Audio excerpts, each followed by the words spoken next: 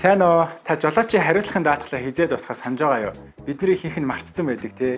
Сүүл жишээлбэл наавны цагдаа зогсоогоо даатгалын тухай асуухад нээрэл хаана ямар даатгал хэлвэсэ гэж бодсон.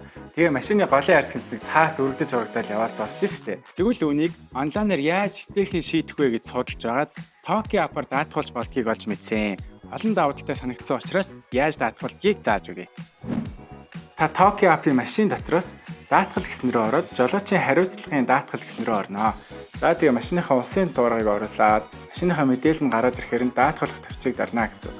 Тэгээ шаардлагатай бусад мэдээллийг бөгснөөр таны даатгалын компани гарч ирээ та компаниас сонгоно гэсэн. За тэгээ гар үсгээ зураад гэрээнийхээ нөхцөлийг баталгаажуулаад төлбөрөө төлж дуусны дараагаар таны даатгал амжилттай хийж дууснаа.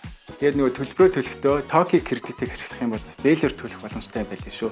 За тэгээ хамгийн гоё нь Tokyo-гоор жолоочийн хариуцлагын даатгалаа хэлснээр авто дотроос нөхөн төлбөрийн мэдээлэл болон даатгалын гэрээг харж болно. Мөн даатгалын компанитайгаа шууд холбогдох боломжтой гэх юм бас таалагдсан. За тэгээ хүссэн газраас хэдхэн минутанд ийм хурдан даатгуулчлаа. Та бүхэндээ хэлэхэд жолоочийн хариуцлагын даатгалаа Tokyo даатгадаг ухаалаг жолооч байцгаая.